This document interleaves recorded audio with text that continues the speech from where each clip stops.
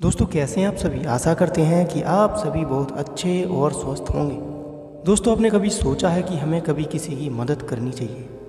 अगर सोचा है तो आपको कैसा लगता है मदद करते समय? जब हम लोग पैसा कमाते हैं और उसमें से कुछ किसी गरीब को दे देते हैं तो हमें बड़ा ही आनंद आता है और बहुत अच्छा भी लगता है। तो आज हम ऐसे ही व्यक्ति की बात करेंगे जिसका कोई भी नहीं है और वो हमेशा लोगों के साथ रहता है और डांस करके ही लोगों को उत्साहित करता है और साथ ही साथ अपना पेट पालता है, अपना भरण पोषण स्वयं करता है। तो दोस्तों मेरा नाम है राहुल कुमार और आप देख रहे हैं मोटिवेशन राइटर।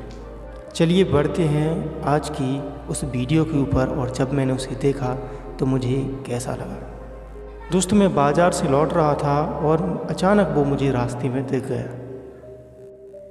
उसके दोनों पाँव में रूमाल बंधे हुए थे और जेब में एक नकली बंदूक थी। दोस्त मैं उसकी तरफ देख रहा था और वो मेरी तरफ देख रहा था और मैं देखता रहा और उसने मुझसे बोला कि क्या तुम्हें सेल्फ़ी लेनी है मेरे साथ? मैंने कहा ना और मैं वहाँ से सीधा अपने घर को निकल आया।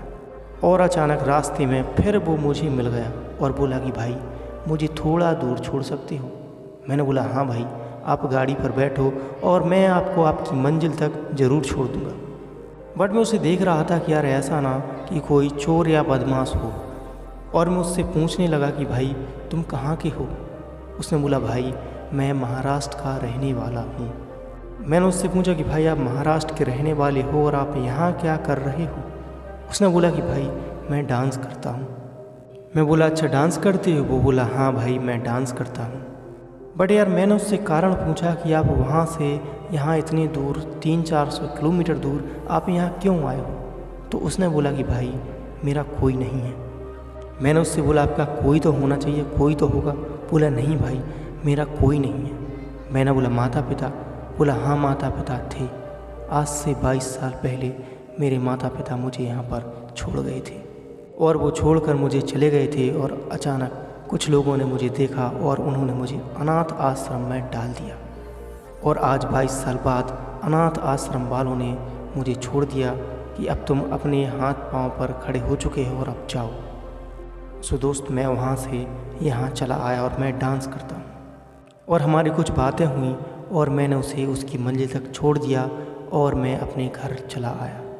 और 1-2 दिन बाद दोस्त मेरी तबीयत ख़राब हो जाती है और मैं हॉस्पिटल जाता हूँ और वह मुझे फिर रास्ते में मिल जाता है और मुझसे कहता है कि भाई कैसे हो? उस समय मुझे ऐसा लगा कि दोस्त गरीबी और अमीरी में कोई फ़र्क नहीं होता सिवाय दोस्ती के। पर मैंने भी उससे बोला कि भाई मैं बहुत ठीक हूँ और आप कैसे हो? बोला भैया मैं बहुत ठीक हूँ। फिर उसने मुझसे बोला कि भाई कहाँ जा रहे हो? तो मैंने बोल दिया कि भाई मेरी तबीयत थोड़ी ख़राब है और मैं हॉस्पिटल जा रहा हूँ। वो बोलने लगा कि भाई मैं भी आपके साथ चलूँगा। मैंने बोला नहीं। वो बोला नहीं भाई मैं आपके साथ आज ज़रूर चलूँगा। बस मैंने उसे गाड़ी पर बिठाया और हम लोग हॉस्पिटल आ चुके और उसके बाद उसने मेरे सर पर हाथ रखा और बोला कि भाई तबीयत ठीक है, ज़्यादा ख़राब तो नहीं है? मैंने बोला नहीं भाई। और मैंने उसे देखा तो उसके पाँव में खून बह रहा था और मैंने उससे बोला कि भाई ये तुम्हें खून क्यों बह रहा है? उसने बोला भाई थोड़ी सी लग चुकी है। मैंने बोला क्यों, कैसे लग गई? वो बोला कि भाई मैं यहाँ पर एक व्यक्ति के यहाँ काम करता हूँ। मैं बोला कि भाई तुम क्या काम करते हो? तो उसने बोला कि भाई मैं भैंसों का गोबर डालता हूँ और साथ ही साथ भैंसों के लिए चारा भी लाता हूँ, इसलिए मैं रास्ते से आ रहा था और मुझे एक पत्थर से लग चुकी है। और उसने डॉक्टर से बोला कि डॉक्टर साहब मुझे थोड़ी सी दवा और पट्टी दे दो, पर डॉक्टर ने उसे ये नहीं दी। और तब उसने मुझसे बोला कि भाई अब मैं क्या करूं? मैंने बोला भाई कोई दिक्कत नहीं है, हम लोग मेडिकल से दवा ले लेंगे। और मैं रास्ते में आया और उसको दवा दिलवा दी। दवा दिलवा देने के बाद मैंने उससे पूछा कि भाई कोई प्रॉब्लम तो नहीं है? बट उसने मुस्कुरा के जवाब दिया कि भाई मुझे कोई भी प्रॉब्लम नहीं है। और मैंने उसे 20 रुपये दिए तो उसने नहीं लिए। बोला कि भाई मैं पैसे नहीं लेता हूँ और मैं जब पैसे लेता हूँ जब मैं डांस करता हूँ और मैं किसी के फ्री के पैसे नहीं लेता। बट मैंने बोला नहीं भाई आप ये रख लो, आपको कभी ना कभी तो काम आएंगे। और मैं उसको पैसे देके घर आ गया। लेकिन दोस्त मैं उसे जब भी देखता था वो लोगों से हंस के ही बोलता था और हमेशा उसके चेहरे पर मुस्कुराहट रहती थी। दोस्त कुछ लोग वैसे अमीर नहीं रहते लेकिन दिल से बहुत साफ और अमीर रहते हैं। और मैं उससे एक बात और पूछी थी कि भाई तुम कोई नशा तो नहीं करते?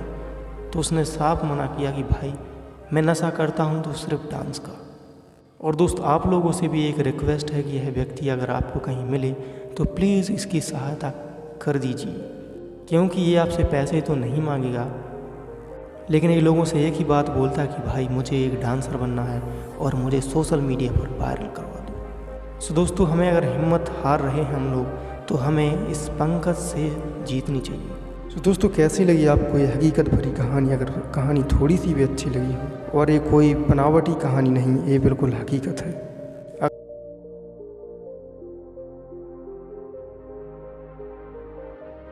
वीडियो थोड़ा सा भी अच्छा लगा तो चैनल को सब्सक्राइब और वीडियो को लाइक करके ही जाएगा। मिलते हैं किसी अगले वीडियो में, तब तक के लिए जय हिंद जय भारत। नमस्ते।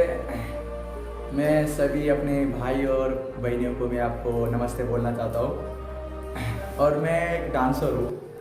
मेरा नाम पंकज भगवान नांदेड़कर है और मैं महाराष्ट्र का रहने वाला हूँ और मेरे आगे पीछे कोई नहीं। तो मेरा सपना एक ही कि मैं डांसर बनकर देश का नाम रोशन करूँ।